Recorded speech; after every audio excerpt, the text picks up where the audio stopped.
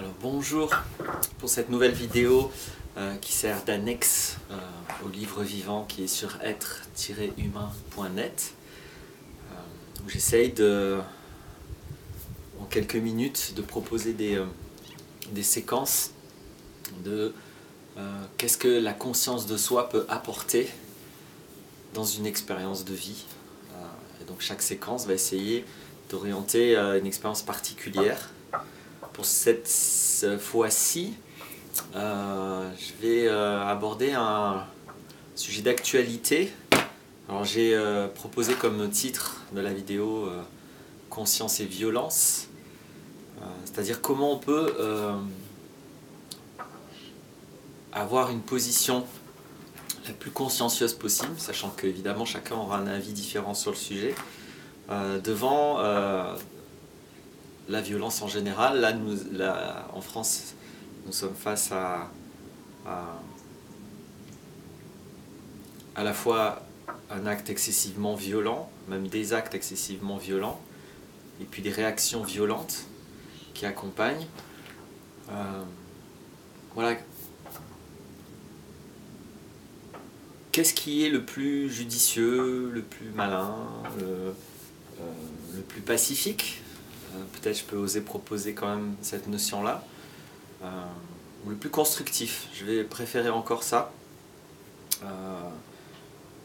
Bien sûr, comme je le dis souvent, je ne suis pas garant de la vérité, je ne suis pas un grand sage qui aurait une proposition absolue qu'il faudrait suivre absolument. Je suis un simple être humain qui témoigne de ma vision individuelle, donc forcément limitée par rapport à cette question-là.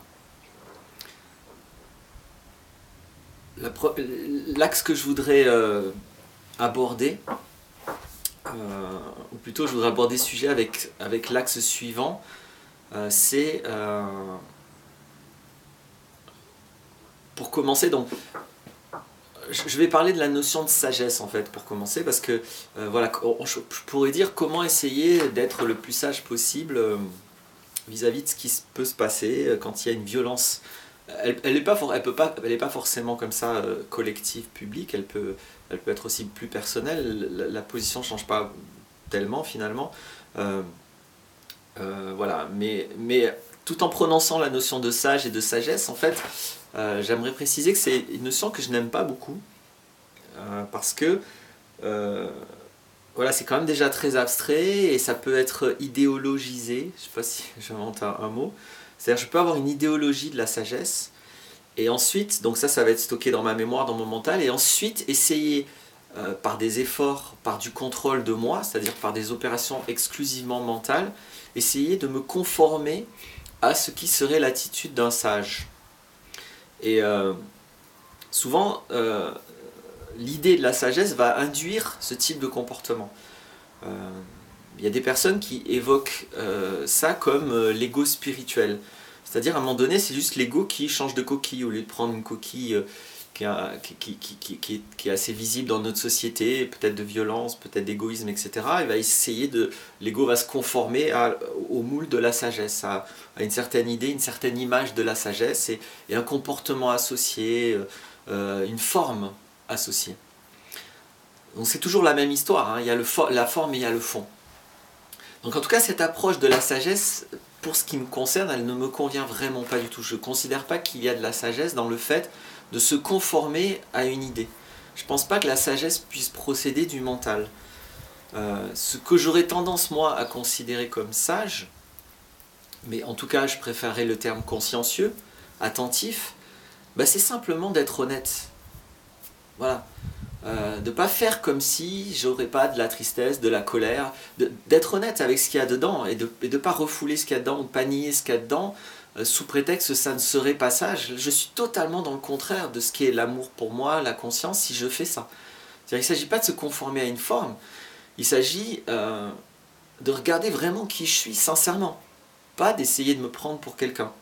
Donc de regarder sincèrement, moi en tant qu'être humain, qu'est-ce qui se passe, et j'ai tous les droits par rapport à ce qui se passe. Maintenant, je peux en faire beaucoup de choses différentes. C'est pas parce que j'ai de la colère que je vais être obligé d'aller frapper quelqu'un, ou c'est pas parce que j'ai peur que je vais être obligé d'aller me mettre dans une masse qui va me rassurer. Voilà, l'idée c'est d'assumer l'émotion que j'ai et d'être responsable, autonome avec qu'est-ce que j'en fais de cette émotion. Ne pas chercher à être sage par rapport à une forme, mais d'essayer cette sagesse qui consiste à être honnête avec ce qui se passe en moi, pas me prendre pour quelqu'un d'autre, pour regarder ce qui se passe. Je ne maîtrise pas tout normalement, tout le système émotionnel c'est pas quelque chose que je maîtrise, donc il me semble que le plus sage c'est de regarder ce qu'il est, sans le juger en se disant oh mince je suis pas sage parce que je suis en colère, ou je suis pas sage parce que je suis triste, ou je suis pas sage parce que ceci cela. Je suis sage si je vois que je suis triste, je suis sage si je vois que je suis en colère, je suis sage si je vois que j'ai de la haine. Il y a une formulation orientale que j'aime bien qui est ok, si je suis un démon, je suis un démon. C'est de là que ça commence. C'est de là que je pars. C'est-à-dire, l'idée, c'est d'accepter la réalité que je vis et prendre ensuite la responsabilité de la transformer dans un sens qui me semble être de la sagesse. Mais pas de me la jouer sage à l'avance par rapport à juste un contrôle de comportement. Donc ça, c'est la première chose qui est très importante pour moi. Ça veut dire qu'il n'y a pas une forme de sagesse. C'est-à-dire que la sagesse, c'est le fait d'être honnête, simplement. C'est le fait d'être entier, qu'il n'y ait pas de différence entre ce que je ressens, ce que je dis, que je ne dis pas des choses qui ont l'air sereines, tranquilles, etc. Alors qu'à l'intérieur de moi, ça boue et que ça bouge. Si ça boue à l'intérieur de moi, il s'agit que j'en fasse quelque chose. Et là, c'est pas à moi de dire quoi en faire, parce qu'il y a plein de possibilités. Donc ça, c'est la première chose. Devant de la violence, devant des choses qui demandent un peu plus de sagesse que la normale, hein. C'est facile d'être sage devant un enfant qui joue, avec des amis qui nous aiment, et dans une ambiance paradisiaque. Presque tout le monde peut rester sage et tranquille là-dedans. Mais si à un moment donné, il y a de la violence extrême, il y a des morts, il y a des assassinats, je fais quoi? Quelle est la sagesse que j'adopte? Donc ça, c'est la première chose. Pour moi, la conscience, ça serait simplement voilà, d'être honnête, de regarder intérieurement. Si je disais que j'aime pas trop la notion de sagesse, c'est aussi parce que souvent c'est comme une notion qui nous sépare de ce qui serait sage. Bon, il y a les grands sages, hein, il y a des gens qui sont sages, mais moi je suis pas sage, je suis pas un sage, je suis pas un Bouddha, je suis pas un Gandhi, etc. Donc ça aussi c'est une notion de sagesse que j'aime pas trop, c'est-à-dire si ça me sépare de ça. Non pas je dois me prendre pour un Gandhi, pour un Bouddha, mais ça peut être utile que je fasse de mon mieux pour aller dans le sens de ces modèles. Pas avec l'hypocrisie que j'ai décrite avant, c'est-à-dire pas en prenant la forme du modèle, mais simplement, si je repère que je ne suis pas serein, si je repère que j'ai des peurs, que j'essaye d'en faire quelque chose qui va plutôt vers ce qui me semble sage. Donc voilà, que la sagesse, ça soit pas quelque chose qui m'empêche d'être sage, dans le sens de dire non mais c'est les grands qui sont sages, moi je suis pas un grand, je suis un simple humain, je peux pas faire comme a fait Gandhi, etc. Et la troisième chose que j'avais envie d'exprimer sur cette notion de sagesse, et donc de quelle position je peux avoir, c'est que j'observe aussi que parfois, dans cette optique de dire oui voilà, l'amour, la lumière, la sagesse, c'est tout ce qui est positif, ce qui est beau, c'est le monde magnifique, voilà, on met des lunettes roses, on classe ce qui est positif et ce qui est négatif, et la lumière, ça serait ce qui est positif, et tout ce qui est négatif, ça fait pas partie de la lumière, ça fait pas partie de l'amour, etc. Il me semble assez évident que ce tri-là, c'est le mental qui le fait. Je dis pas que c'est bien, que c'est pas bien, mais c'est sûrement pas la conscience qui regarde qu'il y a des choses positives, qu'il y a des choses négatives. C'est le mental et c'est l'ego qui décide ce qui est bien, ce qui est mal, ce qui est positif, ce qui est négatif. Donc si je me base, si je m'ancre sur cette dualité positif-négatif, je ne suis pas sûr que je me mette vraiment dans toute la lumière ou toute la conscience. Quand vous mettez la lumière dans une pièce, la lumière elle ne dit pas non mais oh, telle personne je ne vais pas l'éclairer, ou tel meuble il ne me plaît pas en bleu, je vais le mettre en jaune. La lumière elle voit les choses telles qu'elles sont, il n'y a aucune modification. Donc pour moi la conscience, c'est regarder ce qui est tel que c'est. C'est certainement pas détourner mon regard parce que là, oh, c'est terrible, il y a des choses graves qui se passent. Ou encore moins détourner mon regard parce qu'à l'intérieur de moi, il y aurait de la haine ou de la colère ou des rancœurs. La conscience, c'est ce qui va faire face à l'ensemble, ni que au positif, ni que au négatif, et qui, quant aux aspects qui ne me conviennent pas, je vais dire ça comme ça, la conscience, c'est ce qui va essayer de prendre le maximum de responsabilité pour voir ce que je peux faire, qui je peux être. Donc, s'il s'agit de choses que je ne peux pas contrôler, la conscience va vite se rendre compte que ce n'est pas ma responsabilité, je ne vais pas chercher à changer les autres. Pour ce qui me concerne, il y a une différence, parce que là, je peux changer. S'il y a en moi des choses qui ne me conviennent pas, je peux les transformer. Maintenant, vis-à-vis de ces choses extérieures qui peuvent être violentes, je pense que c'est important de les regarder pour ce qu'elles sont.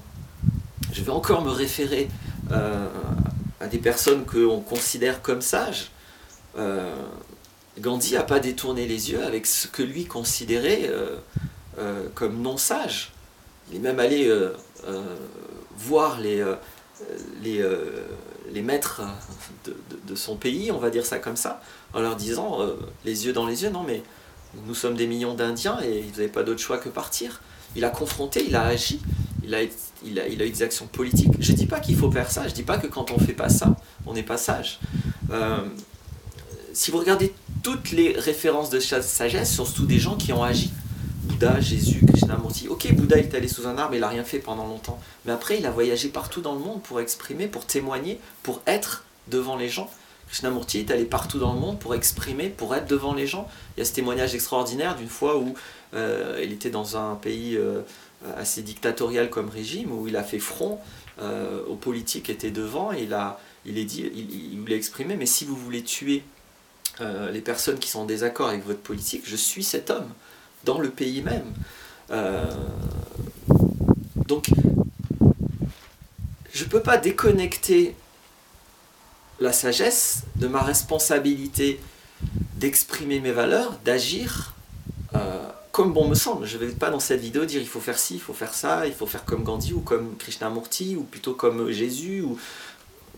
Je pense que c'est important dans la conscience de voir que nous avons tous une forme d'expression, une couleur, et nous sommes tous différents, nous avons tous des talents différents. Certains vont être beaucoup plus adaptés devant la violence à faire certaines choses et d'autres à faire des choses différentes. Ce qui est important pour moi, c'est que je ne suis pas consciencieux si je ne me manifeste pas dans ma couleur, pas dans une masse. L'harmonie, c'est d'être en relation avec les différences, c'est pas être dans une pensée unique. Dans l'harmonie, il y a la base de l'harmonie, c'est 3 notes différentes. C'est pas des notes à l'unisson, l'harmonie. L'harmonie, c'est la différence et c'est les relations entre les différences. Si je suis très consciencieux, je vois bien qu'en tant qu'humain, qu'en tant qu'individu humble, je suis différent. Est-ce que la sagesse, ça ne serait pas d'oser manifester cette différence? Effectivement, je vais probablement le faire maladroitement, avec des manques de sagesse, des manques de conscience, et tant mieux. C'est dans ces maladresses, dans ces erreurs, dans ces fautes que je vais apprendre. C'est pas en essayant de me conformer à une forme facile où je ne fais aucune maladresse, je ne confronte pas mes peurs, je ne fais pas face à ce qui est dangereux, je ne fais pas face à ce qui est pas la lumière, à ce qui est sombre. Quand je suis vraiment consciencieux, quand je peux être libre et moi-même, aussi bien devant soi-disant la lumière que devant soi-disant le sombre. L'ombre n'existe pas sans la lumière et vice-versa. Là, il y a le soleil qui est en train d'éclairer ici, il y a des zones d'ombre, ça va avec. Je ne peux pas vouloir empêcher l'ombre d'être là et ne vouloir que la lumière. Il n'y a aucune conscience à ne vouloir que la lumière. C'est vraiment très simple. Je sors, je regarde, je vois qu'il y a l'ombre et la lumière. Il y a harmonie quand je cesse de vouloir l'un et pas l'autre. Que ce soit à l'extérieur, que ce soit en moi. Ça ne veut évidemment pas dire d'approuver des crimes, d'approuver... J'espère que le discours est bien clair. C'est juste de ne pas le juger dans le sens de fermer les yeux, de ne pas le voir, d'orienter ma vie que dans un sens, qui serait je vais courir après ce qui est doux, agréable, lumineux, mais que lumineux. La lumière, elle éclaire tout, et l'ombre que je vois là, parce que la lumière éclaire un poteau, cette ombre contient de la lumière, elle n'est pas noire. Il n'y a pas blanc ou noir. Il y a un peu de lumière qui passe, il y a juste un peu moins de lumière, et c'est important, ça me permet de distinguer les nuances, etc. etc. Bref, voilà, à partir du moment où je classifie, où je distingue des choses, je suis dans une opération du mental. C'est pas mal, c'est très utile, Mais ceci n'est pas la conscience. La conscience, c'est ce qui voit le mental faire ses classements, faire ses distinctions, et c'est ce qui voit peut-être la peur éviter de faire face à certaines choses. Ensuite, comment je fais face? Ma considération, c'est qu'il ne serait pas consciencieux de dire la sagesse, c'est celui qui fait face de telle ou de telle manière. Moi, je considère que la sagesse, c'est celui qui ne fuit pas, n'est pas dans le déni, qui ne trie pas, qui fait face à ce qui se passe. Maintenant, comment il fait face? Il sera sage s'il le fait de la manière la plus intègre possible, la plus honnête possible, sachant que ceci est un chemin, qu'il n'y a pas une dualité entre le sage et le passage. S'il doit y avoir un passage, ça doit être un passage entre quelque chose et quelque chose qui a avancé, simplement. Voilà. Et là, il n'y a plus de non-sage. Il y a le sage et il y a le passage vers la sagesse. Donc, voilà ce que j'aimerais exprimer humblement sur ce sujet. J'espère que j'ai bien réussi à ne pas être directif, à pas donner de définition de la sagesse. J'espère que j'ai bien fait comprendre que je ne prétends pas être une source de sagesse, je ne prétends pas être un modèle, je suis un être humain limité, individué, et ce témoignage, ça fait partie de ce que je trouve important de faire en ce moment. Voilà, merci.